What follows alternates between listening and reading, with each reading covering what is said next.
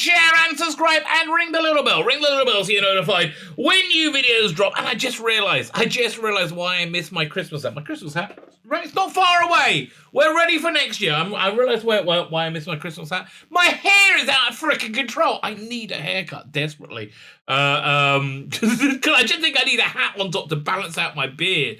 Again, the only time I really look at myself is when I make these videos, because there's a little like video window in front of me showing me, what I'm doing. Which and often, I ask the question, what am I doing? I just don't know. Anyway, hello everybody. Like, share, subscribe, comment if you're on Rumble. Hit that Rumble button. Please subscribe over. That'd be great. I'm also on Getter now as well. If you want to follow me there and Parler. It's too much. Too much for my old bloody mind. I don't know. I'm just doing my bloody told. And most important though, sign up to my Substack. My Substack is freaking awesome. Listen, when I do something, I try and make it freaking awesome. And I got a bunch of stuff I'm lining up for there as well, which I'm really excited about. So I got signed up my Substack, which is basically an email newsletter. The link's over there, but you can comment on stuff.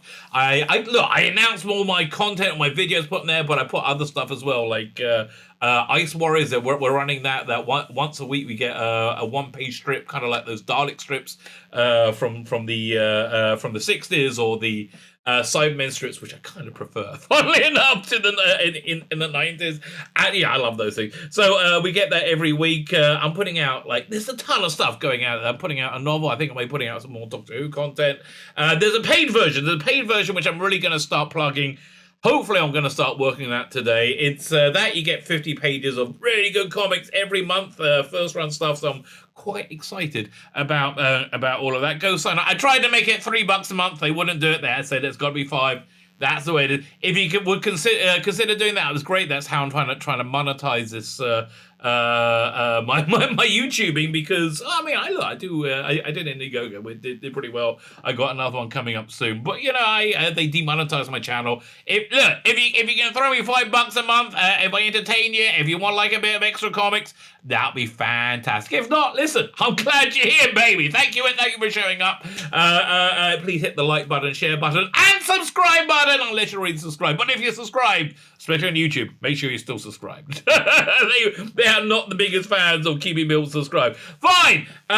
This is not my ratings video, right? I was going to do a video on the ratings today. I'm recording this video on Monday. I'm actually getting into recording videos ahead of time, and that way, if there's news information comes out, I can just do a video quickly, because that's YouTube for you, baby. You can get stuff out quickly.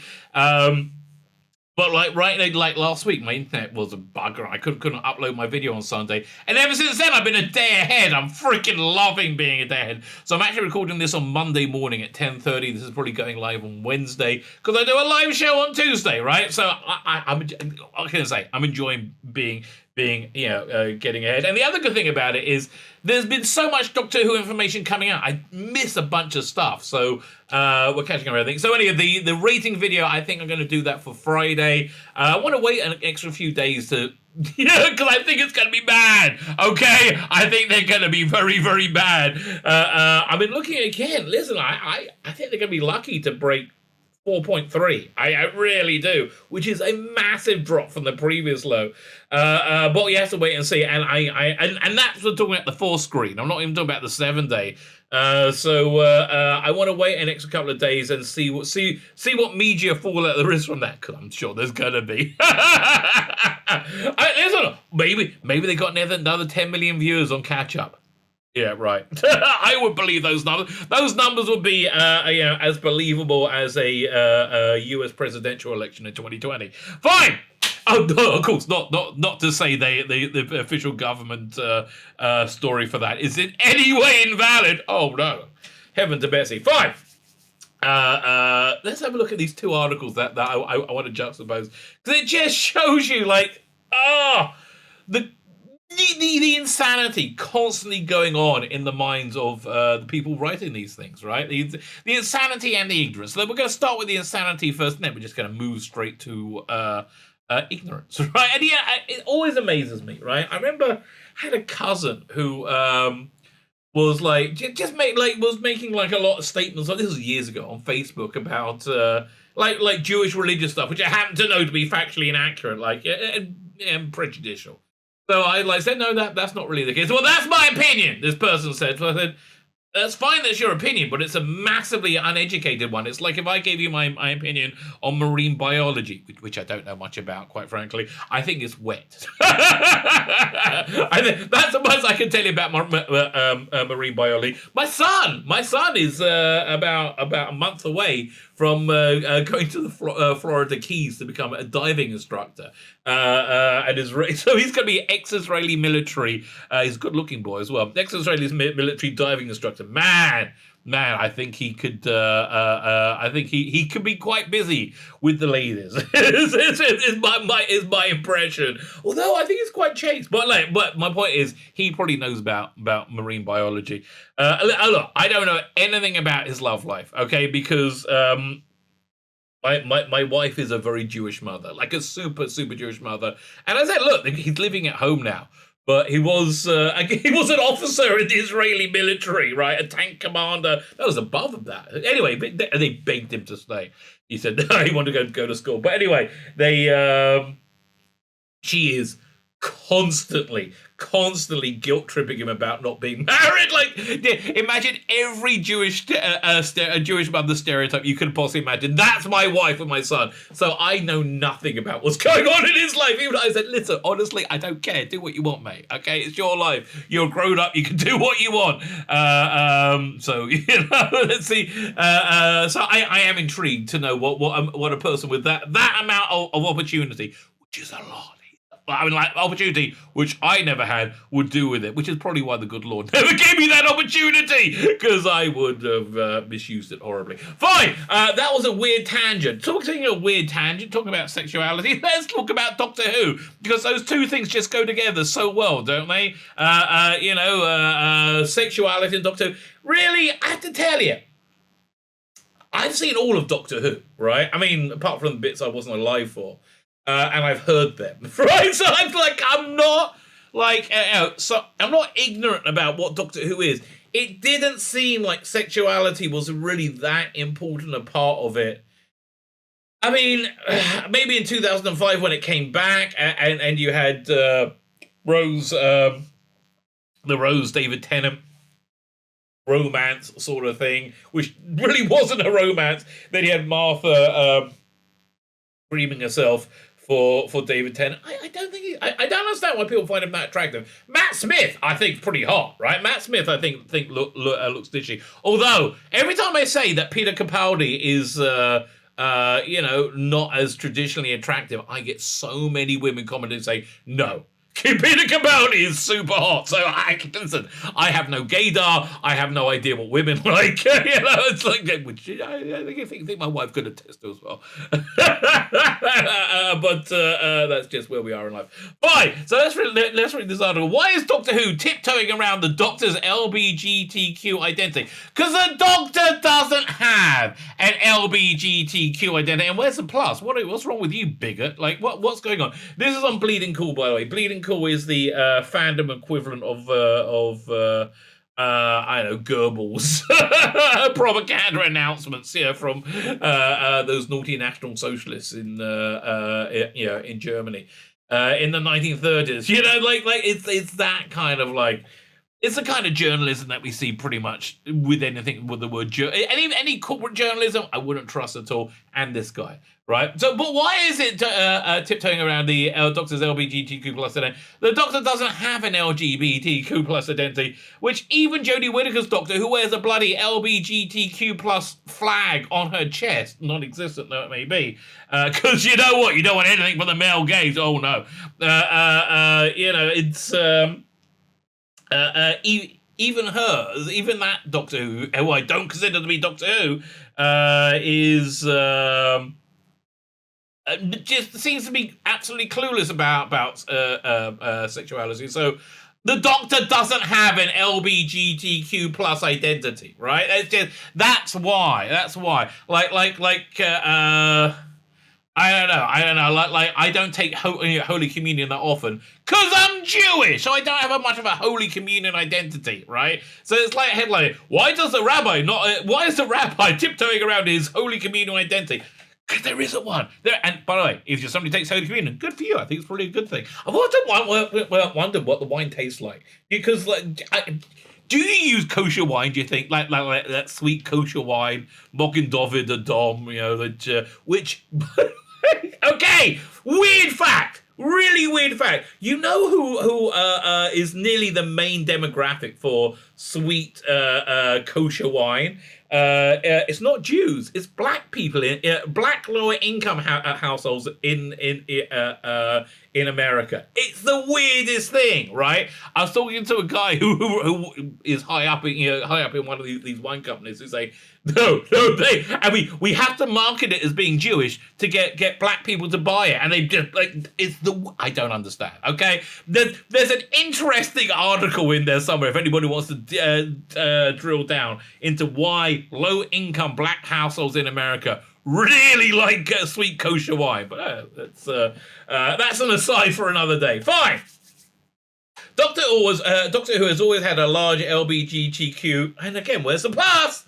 Fan following. That's true. Here's the thing: the people making TV shows today and basically working in media, and generally speaking, are baby-brained imbeciles, and so they think the idea of relating to a character means they can only do it on a very superficial level because they're very superficial people because they're not very clever. The two things kind of go together. What it used to be, Doctor Who has always had a very big LGBTQ plus, and I can't say it other way, otherwise I'll get in trouble. Fan following. Why? Because the Doctor is somebody who is on the outside of society. He's somebody who's rejected society, somebody who's not that normal. So somebody who feels like they're on the outskirts of society, which will be a gay kid, a lesbian kid, a smart kid. Basically they're the ones that always gravitated towards Doctor Who, right? I mean, your average. Knuckle dragging, not that interested, right? But if you felt like you're a little bit different, you would appeal to Doctor Who. See, that's the representation. That's the identifying with the person that makes you want to follow it, right? You go for the character traits, not the superficial. Immutable characteristics. Actually, I heard a really fascinating thing this morning that Glee. Remember TV show Glee? Glee was the plague ship for all these liberal progressive ideas where it's fashionable. Where you had characters who were extremely popular in universe, right? In universe, all the characters were extremely popular, extremely loved, extremely accepted, and also they were different in some way. They were gay, but whatever they were, and they felt that they were oppressed at the same time as being extremely popular. Right, so that's basically where this idea came from. That oppression, feeling oppressed, is something that's cool, right? And you want to feel oppressed. So I think that's really where this very superficial idea of representation just bled all the way through the entirety of society. Why is society being destroyed? Stupidity, greed, and stupidity. I guess it's the reason why most civilizations go down. Greed and stupidity, right? Fine, so it's always had a large LBGTQ plus following, even before the show returned in 2005 under Russell Davies. Yes, I explained why. The Doctor was iconoclastic, which I think gay people will identify with because you feel like a bit like an outsider. Louis C.K., by the way, had this great bit. He said, do you think gay people today, as opposed to the 70s, the sex isn't quite as good because it's so not a taboo, right? When in 1967 you're getting a blowjob in a bathroom in Clapham, right? And you're like, oh, I could lose my job over this. Oh, And now it's just kind of like you can still get a blowjob in Clapham. Just it's perfectly okay now. There's no stigma to it whatsoever. By the way, I if you're going to get a blowjob in Clapham, please with your committed lover, your committed spouse. Would be my recommendation, and that would apply for blowjobs pretty much anywhere. Not just in Clapham, right? There's no blowjob Clapham-y thing going on. That was just an example. Fine. When Davis took over showrunner, fresh or queer as folk. I mean, let's be fair. John Nathan Turner was a bit gay too. I mean, really? Again, my gaydar is awful. I could always tell with John Nathan Turner. It wasn't that hard to work out. And also Adric, right? Really? I don't know why. There always had been LGBTQ plus representation. Just in the 80s, it was John Nathan Turner casting people to be his masturbatory fantasies. Now they got to put big stickers on you saying, I'm a homosexual. Oh, I'm a good person. Look at me, wear a gay flag. I'm such a good person, me. Yes, that's Doctor Who in 2020, baby. When David took over Fresh or Queer as Folk, which made him the hottest showrunner in the UK, who could write his own ticket. Well, no, I think Doctor Who made him the hottest showrunner in the UK. He came off Queer as Folk, which was I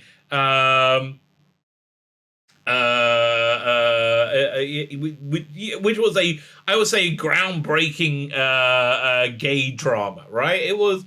And it was great. I mean, why was it groundbreaking? Because it showed you what the experience of being gay was like, and amazingly, even though you weren't gay, you would relate to the people in it because we're all human beings, right? So we might have forgotten, but I think Doctor Who made him he was an intellectually renowned, intelligentsia. He just did The Second Coming. But he wasn't really that plugged into that popularism, which he's so freaking good at, which I think is what Doctor Who did for him. It just knocked him out the park. He wrote his own ticket. He chose to bring back Doctor Who he chose to bring back Doctor Who. Not really. Jane Tranter talked him into it, right? Jane Tranter is he's like, no, I don't want to go. It's going to be on BBC 3 at midnight as a I want to do a big budget thing on, mainstream TV or nothing at all. And Jane Tranter's, yes, that's what I want you to do too. And he's like, oh, I might start thinking about that. I do not like Ben Cook. I think he's a douchebag of douchebags. And listen, if you are a douchebag, it's really important to say is you don't need to remain a douchebag, right? If your level of douchebaggery can change. All you need to do to stop being a massive douchebag is say, oh man, I was a bit of a douchebag there. I am sorry for my douchebagness and douchebaggery. Somebody said that in the comments on my Doctor Who magazine review, that if they want to bring readers back, could you just get someone like Ben Cook to apologize for his terrible behavior online, right? Wouldn't that be a good idea? Or don't employ him, one of the two. And he's a very talented man, so not that I would assume his gender. He's a very talented person, and so. But no, they're never going to do that.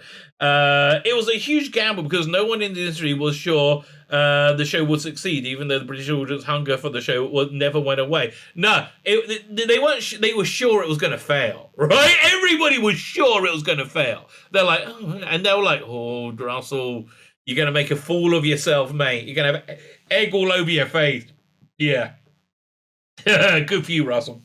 Oh, my God. I mean, just look at this Dr. Karen here. I mean, nothing says how crap Doctor Who is now than this picture.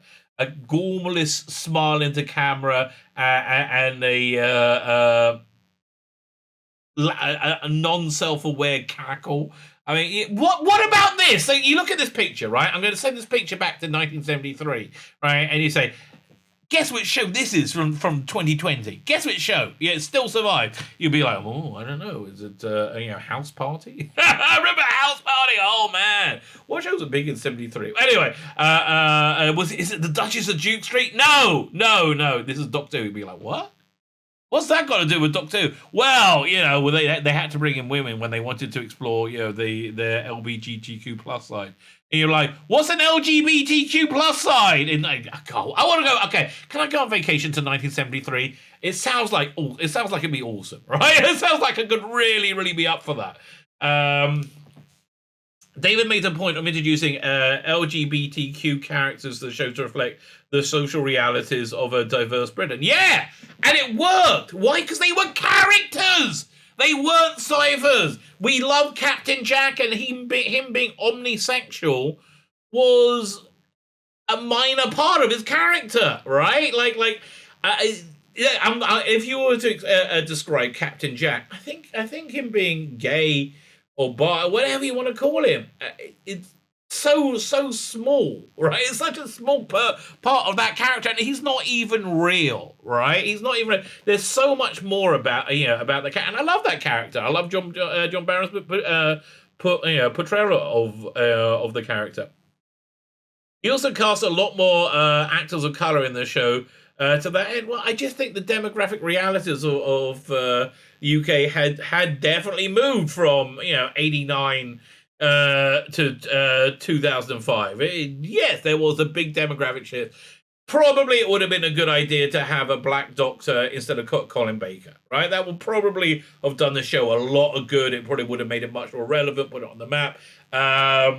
It's a shame John Nathan Turner didn't think of it, right? Because I think that would have been the time when it would have been like, ooh, a black person playing Doctor Who, that's weird. Now you're like why are you mentioning his skin color, you racist weirdo?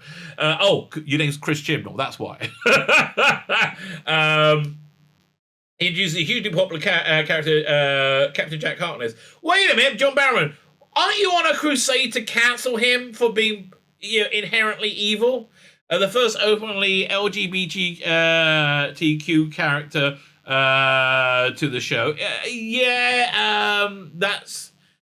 That I think is true. But again, in 89 and before, we weren't really talking about people's sexuality. It was assumed people were straight because most people were straight, right? And still most people are straight, right? And listen, I get there's definitely a bigoted element, especially in the past, who felt it was wrong to have gay characters on TV, right? Who felt it was. I think that's a bit stupid, really. Listen, if you're in a society which says gay people, which is the good thing, I'm not saying it's a bad thing. If you're in a society that says gay people are people too, maybe that should be reflected in your entertainment, which it was. And here's the thing. He's writing it like it was a decision. No, it wasn't a decision. I'm going to bring black people into Doctor Who. I'm going to have Mickey, Rose date Mickey. Honestly, here's the truth. In 2005, when we watched it, I don't think anybody even mentioned Noel Clarke was black. It didn't even occur to me that it was. But in 73, that would have been a big deal, right? I get it. Why? Because of the changing demographics of the UK, and when you have a new group of people come into a country, there is I wouldn't even call it racism. I would call it like this nervousness, that differentness, right? But I think pretty much everybody, the English. In my experience, right? In my experience, apart from if you get hardcore socialist left wing, which is now mainstream, who are very, very anti-Semitic, right? Very anti-Semitic, very anti-religious, very full of hate, right? But generally speaking, I think the British, that's not the norm. Generally speaking, the British public are an accepting good people. I just what I believe of them. I really do. And what I just look at what England looks like now. I don't think that was by accident. I think the multiculturalness of London and of England in general is a reflection of the morals of that of that society. Nobody really cares if you're from somewhere other than them, right? Do they? Or if you look different. And I really just think that's what England's like. I mean, honestly, once you get round having a pint together, no one really cares about anything, right? It doesn't really matter. Okay, first in show, and had many LGBTQ supporting characters and guest characters to the story throughout its run. Homophobes accused creator of pushing a gay agenda through the show. Well, I don't like how you're using the word homophobes. That seems very antagonistic, right? And again, I'm a Bible thumping creationist. I believe in God. I believe in the Old Testament. I really do. Like I think literally God appeared at Mount Sinai. I believe all of that stuff, right? I think the Bible not very, very gay friendly document, right? I don't think it's right. I couldn't give it, like, again, you know, it's nobody. I didn't even consider gay agenda. No, he's writing organic, because you can tell. You can tell when somebody's writing organically and expressing their experience, as opposed to when somebody is platforming and virtue signaling. The evidence of that is we see the difference between the Chris Chibnall era and the Rusty Davis era. So again, you're using the word homophobe to blanketly hate a group of people that don't exist. Okay, and I was there. It didn't happen. That freaking simple, right? You're lying if you said it happened. Equally, when Jodie Whittaker was cast, the people who were not on board for her casting were a very small demographic, right? That got very much bigger once we saw the garbage that she did. When Stephen Moffat took over as showrunner, he continued to feature LBGTQ characters on the show. Yes, because that was what society was like. No one complained. Madame Vassar and Jenny Flint were very popular among fans, because they were good characters. I did find the comedy with them grating, right? I found it generally grating, especially in Deep Breath. I just didn't really engage me, and that's why I never listened to the Paternoster Gang on Big Finish. If they ever have it on sale, I might consider it. The bigger potential change was when Chris Chibnall cast Jodie Whittaker in 2018 and declared that the New York Comic Con during her debut, which she's never gone back to, has she? Wonder why? Because she's done a terrible job. That the new Doctor was non-binary. Yes, yeah. I just think that's the stupidest thing ever. Really, I mean, I don't know why they cast a woman as a Doctor and then didn't explore the femininity of somebody becoming a woman. Like, that's something interesting. By the way, if you want to see something that I think some would call it woke, I wouldn't. That's a real, just incredible examination of motherhood and an incredible female character. Check out, what's it called again? What's the name of that show on HBO Max coming back? Now it's just annoying me. Hang on. I'm just looking at my folder where I keep all my TV things. What the hell was that thing called?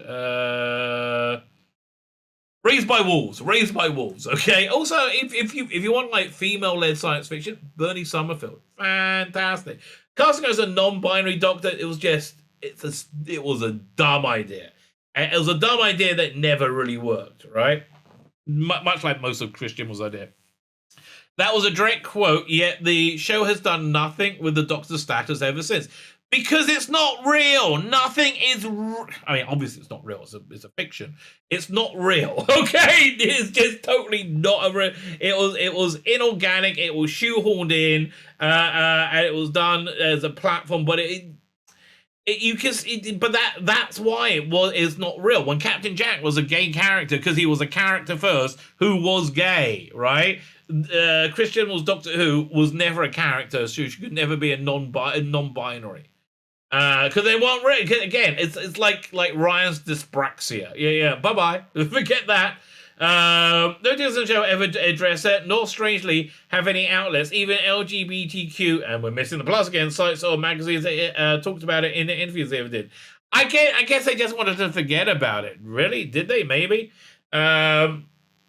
Whittaker's Doctor has been the most queer-coded Doctor of them all. Yes, I understand that, because it's the dumbest of all the Doctor Who's, right? It's the absolute dumbest of all the Doctor Who's. She eschews a dress for or any fashion that suggests traditional femininity apart from her haircut. I know. And who are you making the show for, right? You're making it for the Guardian readers on Twitter who think this is stunning and brave, right? That's who you're making it for. You're not making it for LGBTQ plus people. You're not making it for non-binary people. Why? Because, look, even though it's a very, very popular fad, it's not going... There's just not that many people there that fit it, right? It just the way it is. I understand it's a very popular fad, and it's something that I think will consider people who wrote this article, Abby, whatever, and Tamith, it is consider a literal religion, right? An actual religion. That they believe that men and women are completely interchangeable. Which they're not. Okay, if you're non-binary, I get it. Fine. You want to say you're non-binary? That's cool. That is cool. I just don't think you represent a norm within society, and not that's a bad thing, right? I don't think one-legged banjo players represent a norm within society. I think there's probably more one-legged banjo players than people non-binary, right? There seems to be. I mean, again, if one-legged banjo players become very, very, very popular, if there's a Glee-like show that will say being a one-legged banjo player, I guess we'll get more of those in society too, right? I'm willing to experiment with that, see how that goes. Choose any dress or any fashion that suggests traditional femininity, apart from a haircut. All her t-shirts had rainbows on it, and that's not an accident. Oh, do you remember denying that vehemently? Right? The vehement, no! David Colin Baker head was colourful. No! Yes. I understand. Yeah. So this is why I would call it a LBGTQ plus agenda with the Chris Chibnall years, but I wouldn't call it an LBGTQ plus agenda with Russell D Davies years, or maybe a little bit with Stephen Moffat, but I think that was more something that was pushed upon it by the insane people running the BBC who agree with all this nonsense, right? Agree with all the absolute nonsense. Whittaker's doctor feels like we barely know her, even though because there were never any stories or any key moments that truly revealed her core the way Chris Eccleston, David Tennant, Matt Smith, even John Hurt and Peter Commander's doc did. And whose fault is that? I would say that is Chris Chibnall and Jodie Whittaker, right? You're playing the role. I get it. You don't make up the lines, but you are playing the role. You are the front of the production, right? You're absolutely the front of the production. This is your face, literally your face on it. I think you've got a responsibility to not appear like a moron. And I'm afraid you do. Yaz, Mandip Gill's unrequited romantic feelings for the Doctor came too little, too late when Whittaker only had two specials left before she regenerates and leaves the show. They're making a good point. I mean, the point is basically shit or get off the pot. I mean, they're like, make up your mind. What do you want to do, Chris Chibnall? Do you want to be stunning and brave and push forward a new social change, or re-educate the world, or do you just want to what do you want, right? Because you seem to be hedging your bet. So what's really going on is that he wanted to be lauded as being this super woke, liberal progressive icon that has brought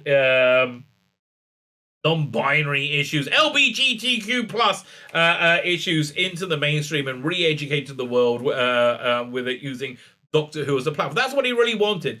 However, the reality hit him that it was shit, and nobody really wanted that. That he was firstly just not talented enough in any way to pull it off. It's certainly not compared to his predecessors. But mostly, everybody just utterly rejected his take on the show, right?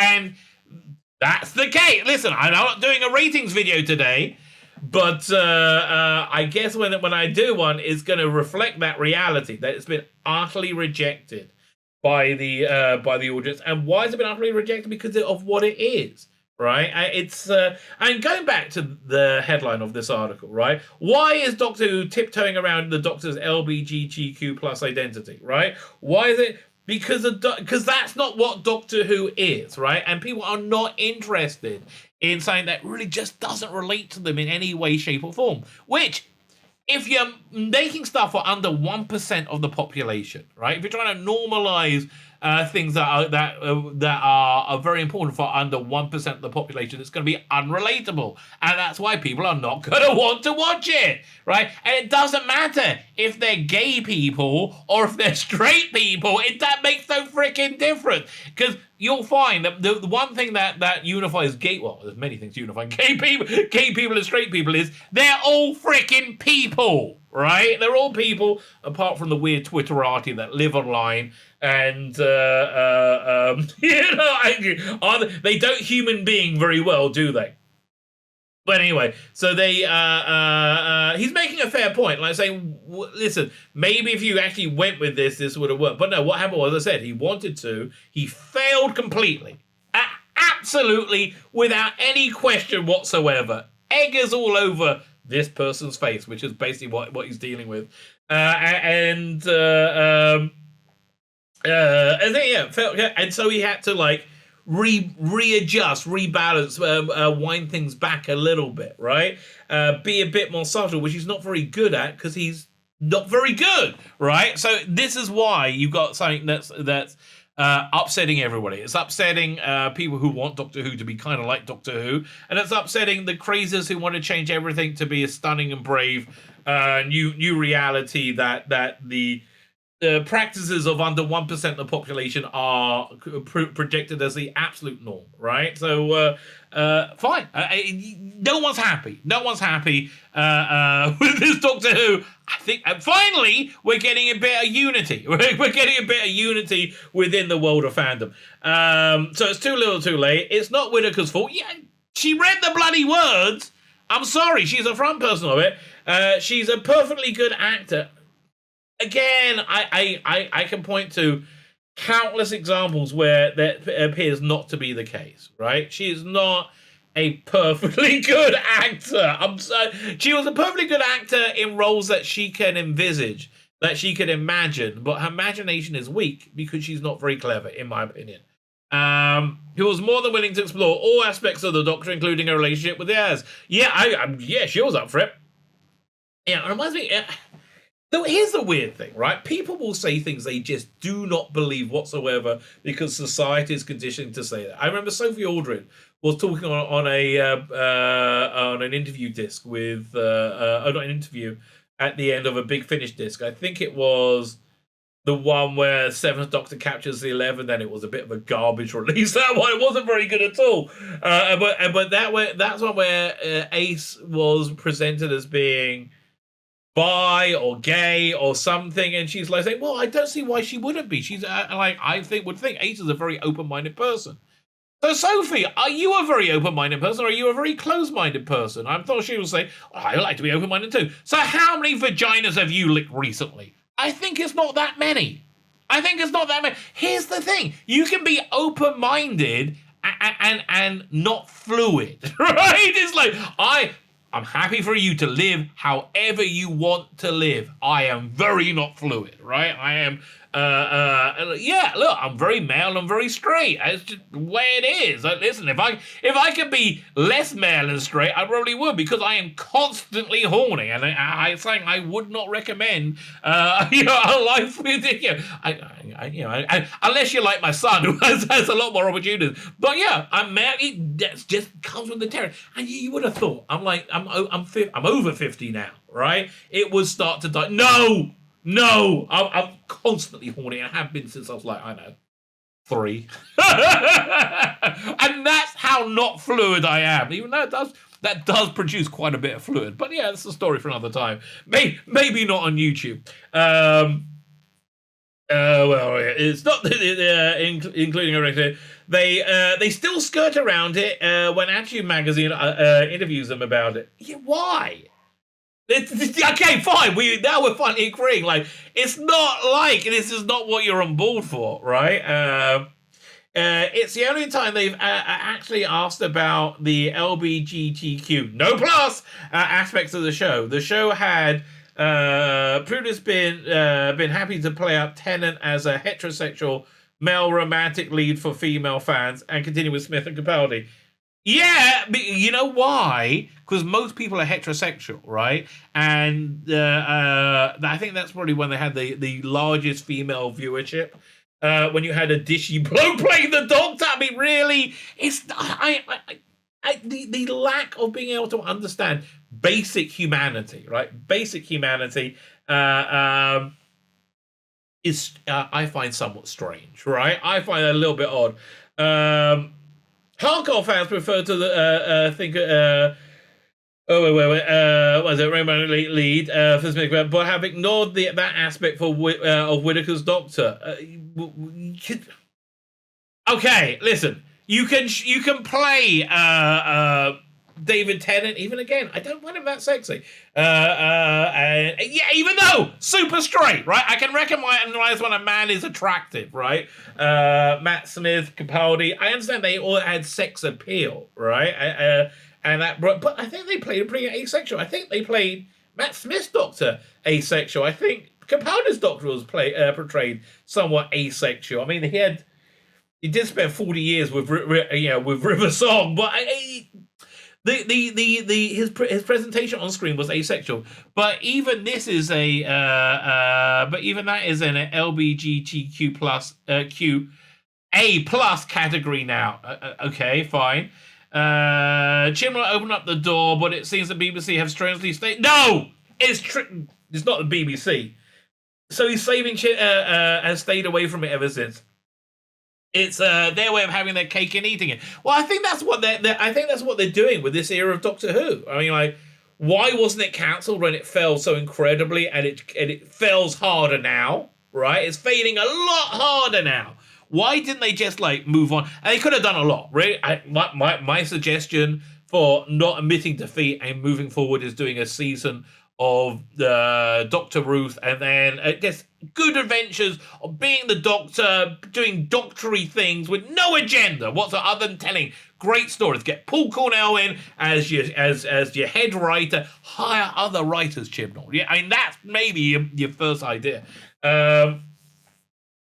Get him in as your head writer and just do good stories, good, engaging stories. Then your final episode, you bring Jodie Whittaker back, you tie everything up, you wrap it all up, and you claim victory, right? That's what. But no, the morons at the BBC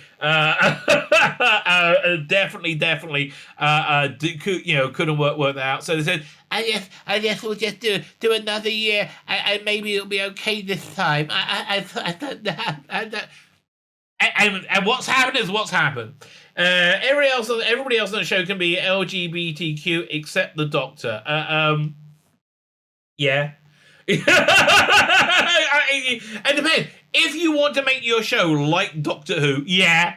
If you're not that interested in making it like Doctor who gives a crap, right? Who gives a crap? Certainly not added Tanta Mede, how you pronounce the name, or her name. I have no idea if it's male, female, on non-binary. Yes, it's like the Queen. Most people can be, the Queen is generally speaking an old white woman. You can have it be played by a young black guy like John Boyega could play the Queen. I don't think it's going to work very well, right? Not very. Same way, everybody else on the show can be LGBTQ except the Doctor. I do tend to agree with that. Yes. It's because that's part of what made the show the show. Right? And changing it makes it not the show. And when you change it, people go, that's not the show I like, and they stop watching. And that's why they've stopped watching. My name is Tzvi Lebetkin, the Rabbi from another planet. Please like, share, and subscribe. And ring that little bell. Ring the little bell so you are notified when new videos drop.